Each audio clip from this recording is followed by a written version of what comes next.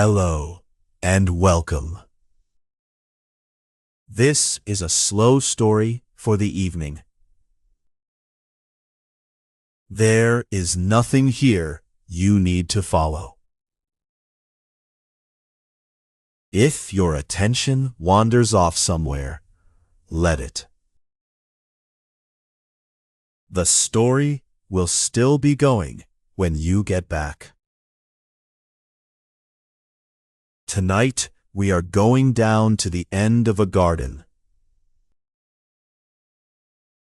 There is a small greenhouse there, made of old glass. It is late August, and the day is finishing. We are going to water the plants, and tidy a few things, and stay until the rain comes. That is all that happens. Settle in however you like. Let's begin. The garden is longer than it looks from the house. There is a lawn first, and then it stops being a lawn and becomes something softer and less tidy. Long grass, a few apple trees that were here before you were. A path of flat stones set into the ground, sunk a little, so you feel each one under your shoes. You are carrying a watering can in one hand. It is empty, and it swings. The evening is warm, warmer than it has been. The air has that heavy green smell it gets at the end of a hot day. Cut grass and dust and something sweet from the hedge. Above the apple trees, the sky has gone the color of a peach. In the west, it is still bright. In the east, it has already turned a deep, soft blue. Somewhere a long way off, a dog barks twice, and then stops, and does not start again. You walk slowly.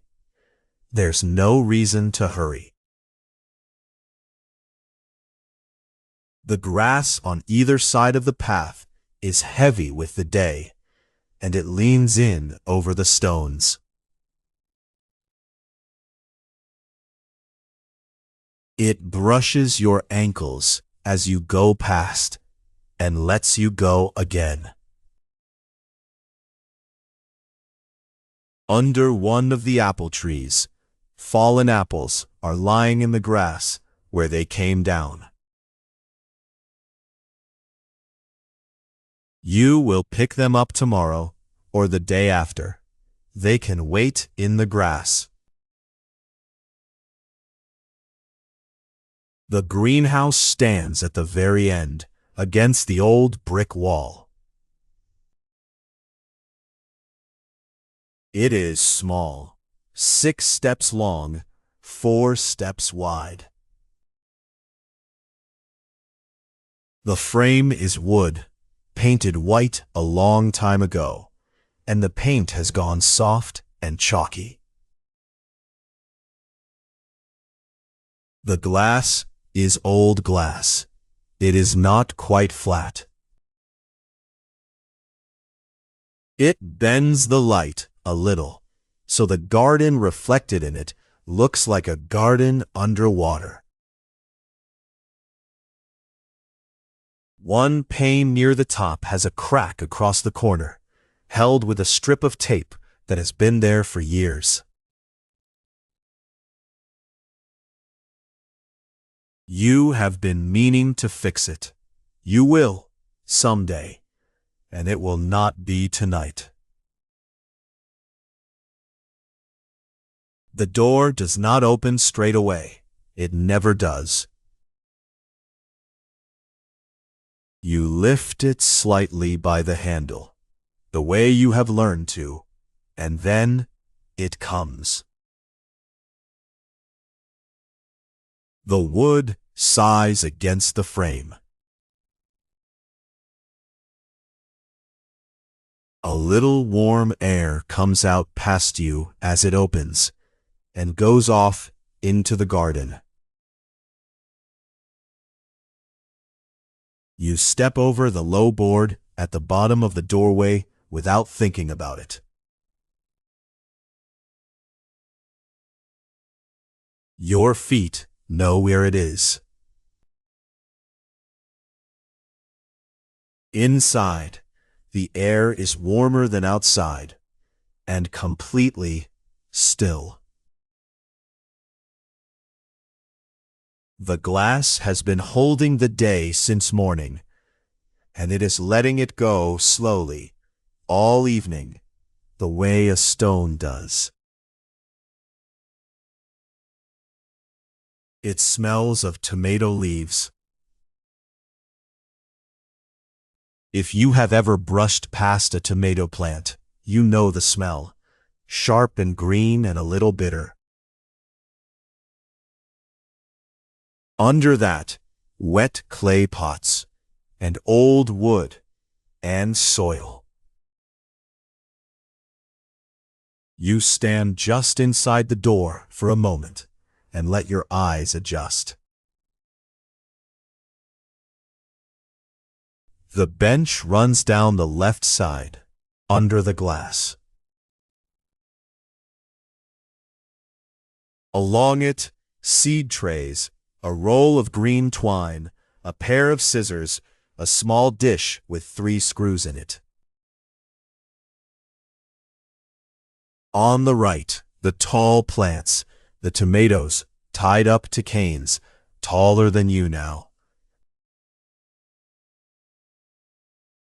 Everything is where it was yesterday.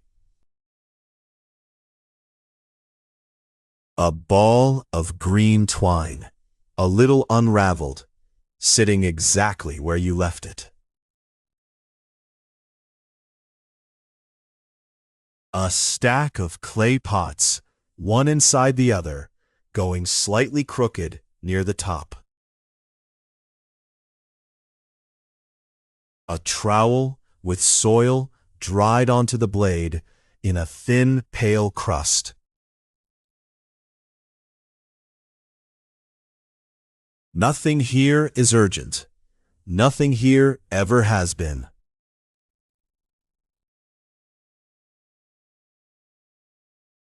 There is a lamp on the shelf at the back. An old one with a metal shade. On a long cord that runs out through a gap in the frame and away up the garden to the house. You reach up and turn the little switch, and it clicks. A light comes on, warm and yellow and not very strong. It does not light the whole greenhouse. It lights the bench and a circle of the floor, and the underside of the leaves nearest it. Everything past that goes gently out of focus. And now that there is a light inside, the glass changes. You can no longer see the garden through it. You can see the greenhouse doubled. The bench, the pots, the leaves, the lamp, all of it, floating out there in the dark grass. A small, warm room, held in the air, at the end of the garden.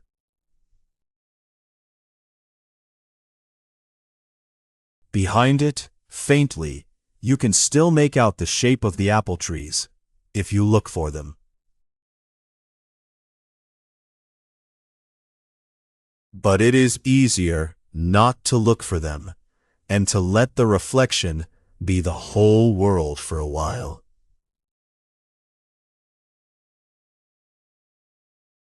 On the shelf, on a folded sack, a cat is asleep. He has been there for some time, between the flower pots. He sleeps here most evenings because it is the warmest place he knows. When the lamp comes on, he opens one eye without lifting his head to see who it is. It is you, so he closes it again. You put a hand on his side, lightly, and he starts to purr without waking up properly. It is a low, uneven sound, and it stops and starts. You can feel it more than hear it through your palm. Then he settles again, and the purring slows and fades out somewhere in the middle. You leave him where he is. One ear turns, once, following something in the garden that you cannot hear. Then it turns back, and that is the end of it. There is a tap at the far end, over a square stone sink, and a hose that leaks a little at the joint. You fill the can. The water is loud at first, against the metal, and then the sound goes deeper and softer as it fills. You know when to turn it off by the sound, not by looking. Then the watering. You start at the far end and work back toward the door, the way you always do. You water slowly, close to the soil, so it soaks in instead of running off. The dry pots take it in with a small hiss. The soil goes from pale gray to dark brown, and the color spreads out from where you are pouring. When a pot has had enough, the water stops sinking and sits for a second on the surface. That is the signal, and you move on to the next one. The can gets lighter. You fill it again. You start again. It is the kind of work your hands can do while the rest of you is somewhere else entirely. Your thoughts go off on their own for a stretch and come back, and you have not missed anything.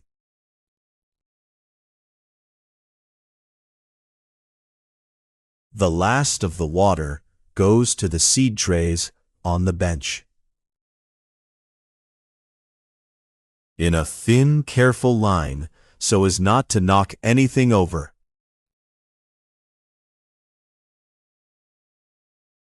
Then you set the can down on the floor, on its side, where it usually sits.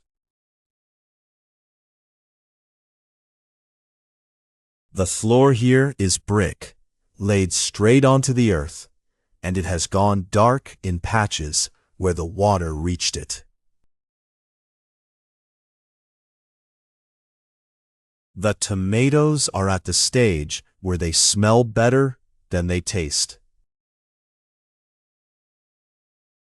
Most of them are still green and hard and cool to touch.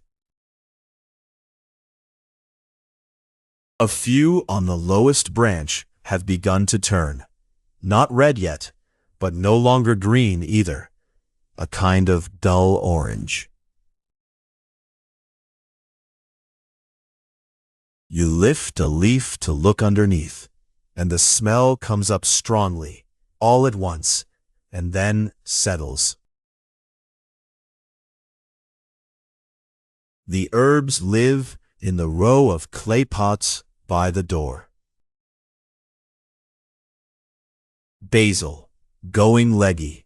Mint, which is trying to escape, and always is. Thyme, low and woody, and completely happy. You run your hand across the top of them as you pass, not to pick anything, just to move the air. The mint comes up sharp and cold. The thyme is quieter and stays longer. You tie one tomato stem to its cane with a piece of green twine because it was leaning. A loose knot, enough to hold, and no tighter. You take off two lower leaves that have gone yellow and put them in your pocket rather than on the floor. No reason for it. It is just what you do. While you have been working, the evening has gone. You did not see it happen. You never do. You look up at some point, and the sky above the glass is dark blue, nearly black, and the apple trees are only shapes. The lamp seems brighter than it was, though it has not changed at all. The greenhouse floats a little further out in the dark now, in its reflection.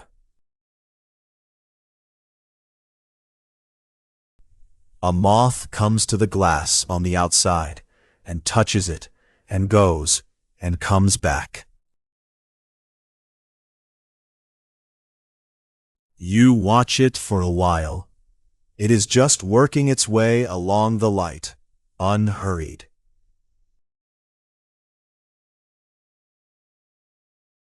The cat has not moved. You put the scissors back in their place on the bench. You coil the twine.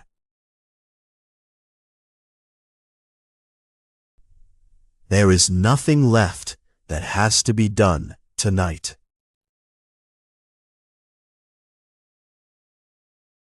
You stand for a moment, with one hand flat on the bench, looking at nothing in particular. The wood of the bench is warm where the lamp has been shining on it.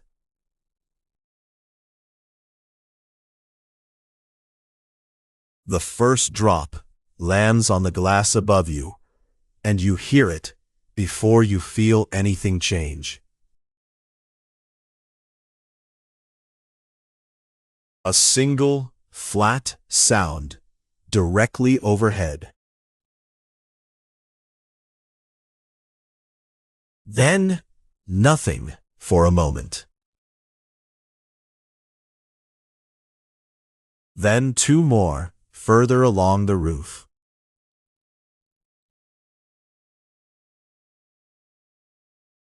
And then it arrives properly, all across the glass at once, and settles into a steady, even sound.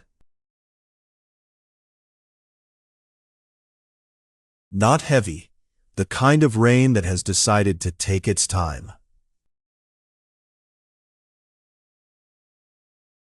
It runs down the panes in wide, slow lines, and where it runs, the reflection of the lamp breaks and joins again.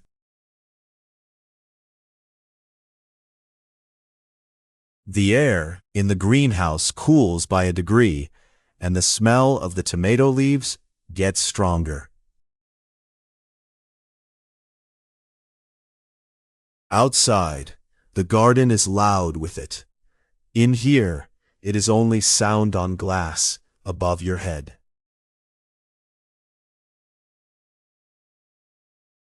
The sound is very even. It does not build, and it does not stop.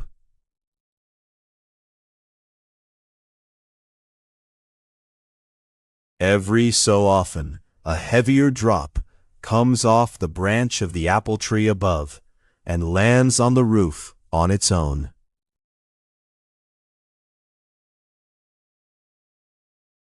And then the steady sound closes over the top of it again.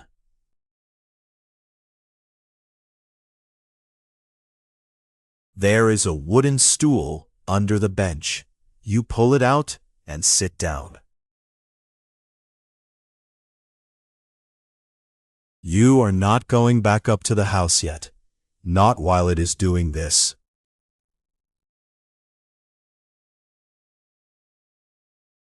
You sit with your hands in your lap and your back against the edge of the bench, and you listen.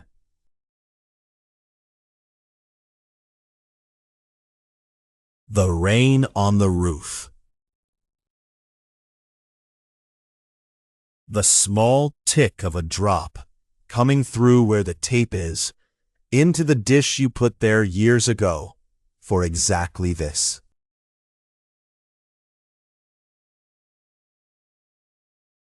The water finding its way down through the soil in the pots, quietly, long after you have finished pouring.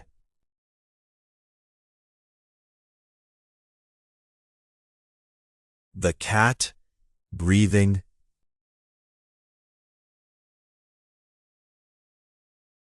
The lamp hums very faintly, the way old lamps do.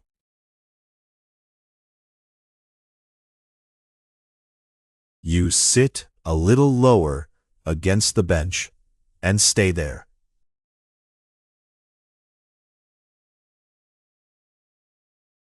The glass is warm on one side and cold on the other, and where the two meet, a soft mist has begun to gather.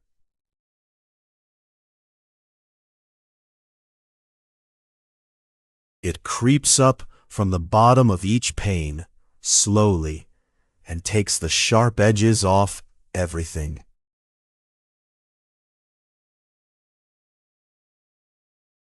The reflected greenhouse gets softer and dimmer and further away.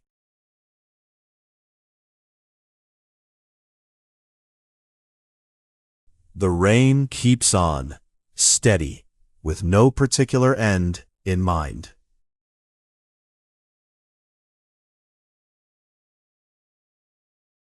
You watch a single drop cross a pane from the top corner, gathering the others as it goes.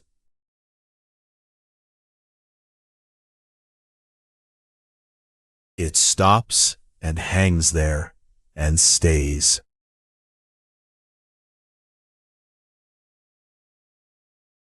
Somewhere under the bench, water is dripping into something metal, very slowly, and it does not matter what.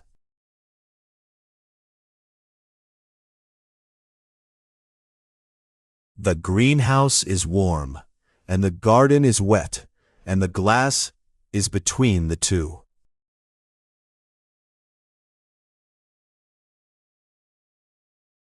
You will go up to the house in a while.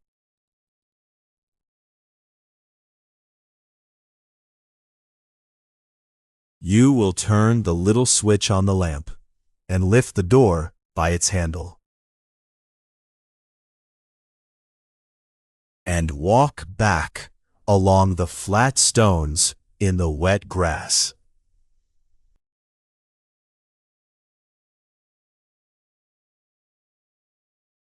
The cat will stay. He always stays.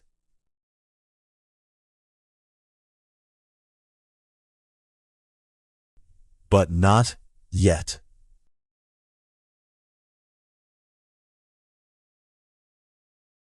Everything in here is exactly where it should be, and so are you.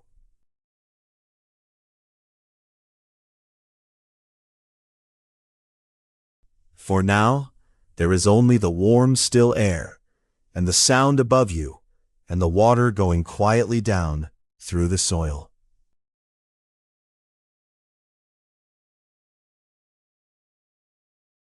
If you would like sounds like these to stay with you a while longer, you can build your own quiet mix in QuietNap.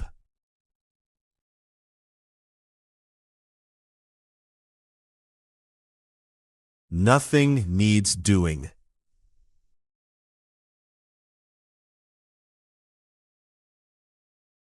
Nothing is going to happen.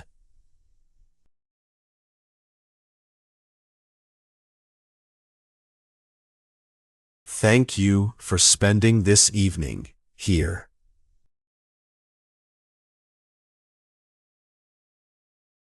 Rest now.